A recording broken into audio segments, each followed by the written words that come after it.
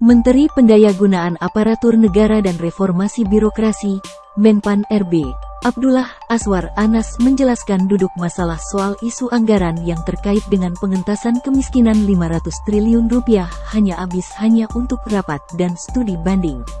Dilansir dari tribunnews.com, menurut Anas, memang ada sebagian program kemiskinan belum berdampak optimal.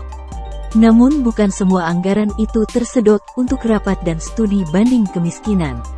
Anas juga mencontohkan apa yang dialami di Kementerian Pan-RB yang setiap hari menerima tamu dari berbagai daerah di tanah air untuk berkonsultasi terkait berbagai kebijakan Pan-RB, soal indeks reformasi birokrasi dan sistem akuntabilitas kinerja instansi pemerintah, SAKIP, yang di dalamnya memuat indikator program kemiskinan.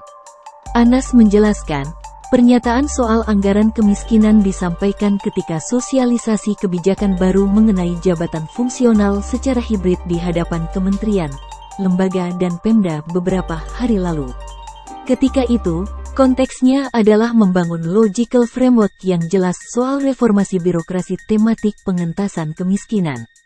Saat itu, Anas memaparkan bahwa logical framework Pemda soal pengentasan kemiskinan harus fokus. Bila goalnya pengentasan kemiskinan, maka programnya misalnya adalah peningkatan daya beli warga hingga meningkatkan akses murah terkait pendidikan untuk mengurangi beban pengeluaran keluarga menengah ke bawah. Anas juga sering mencontohkan dampak program yang kurang optimal, seperti tujuannya pelestarian sungai, tetapi kegiatan di daerah adalah seminar soal revitalisasi sungai.